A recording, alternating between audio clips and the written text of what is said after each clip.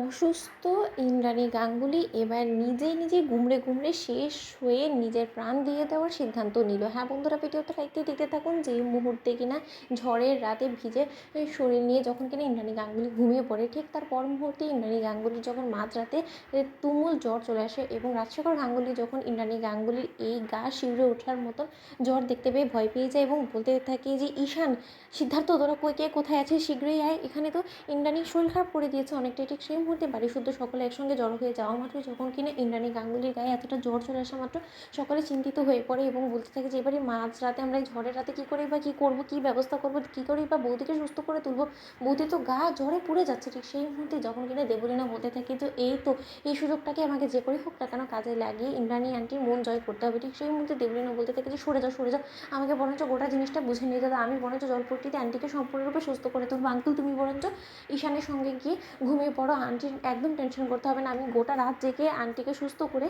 যে করেই হোক না কেন আন্টিকে কাল সকাল অবধি একদম হাঁটা চলার অবস্থায় নিয়ে চলে আসবো। ঠিক সেই মুহূর্তে যখন কিনা মীনাক্ষী বলতে থাকে যে এমন করে বলছে যেন ও না জানি কোন ম্যাজিশিয়ান, ও মনে করছে নিজেকে কুসুম তো আয়ুষকে এক রাতের মধ্যে ঠিক করে ফেলেছিল, কিন্তু সেটা তো কুসুমের দ্বারা সম্ভব হয়েছে, কিন্তু দেবলীনা তুমি যে সেটা কোনো মতেই সম্পন্ন করতে পারবে না সেটা খুব ভালো করে জানি। ঠিক সেই মুহূর্তে ঈশান যখন বলতে থাকে যে এক্ষুনি ভাইটাকে একবার কল করতে হবে, ঠিক সেই মুহূর্তে ঈশান যখন আয়ুষকে এই সম্পর্কে জানায়, ঠিক সেই মুহূর্তে আয়ুষ বলতে থাকে যে কি মায়ের এতটা তীব্র জ্বর চলে এসেছে, অথচ এই কথাটি আমাকে এখন জানাচ্ছিস? শোন ঈশান, আমি তোকে একটা কথা বলছি, আমার রুমে মায়ের জ্বর কমানোর একটা মেডিসিন আছে, সেই মেডিসিন ছাড়া মায়ের কোনো মতে জ্বর কমে না এবং সেই মেডিসিনটা তুই এক্ষুনি নিয়ে মাকে শীঘ্রই দিয়ে আয়। ঠিক সেই মুহূর্তে যখন কিনা ঈশান অবশেষে সেই মেডিসিনটা নিয়ে যখন কিনা ইন্দ্রাণী গাঙ্গুলিকে খাওয়াতে নেয়, ঠিক সেই মুহূর্তে দেবলীনা আপত্তি করে বলতে থাকে যে খবরদার ঈশান, কোনো মতেই তুমি কোনো মেডিসিন ইন্দ্রাণী আন্টিকে আমাকে না দেখিয়ে তুমি দেবে না। ঠিক সেই মুহূর্তে ঈশান বলতে থাকে যে কেন মা আমার, অথচ মাকে আমি মেডিসিন দেওয়ার আগে তোমাকে কেন আমি দেখাবো, আমি তো সেটাই বুঝতে পারছি না, তোমার কি কোনো মতে সন্দেহ হচ্ছে যে আমি আবার মাকে মেরে ফেলি কি না,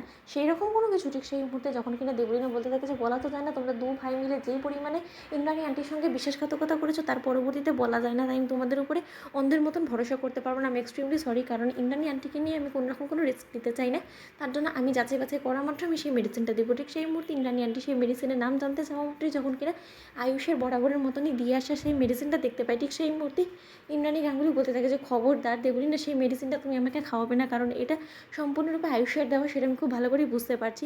ঈশান, আমি মরে যাব কিন্তু তার সত্ত্বেও সেই ছেলের হাত থেকে আসা সেই মেডিসিন আমি কোনো মতেই খাবো না। ঠিক সেই মুহূর্তে ঈশান বলতে থাকে যে মা, তোমাকে কে বলেছে বলো তো যে ভাইদা এটা কিনে পাঠিয়েছে, ভাইদার রুমে ছিল সেই মেডিসিনটাই তো আমি নিয়ে এসেছি ভাইজাকে জিজ্ঞেস করে।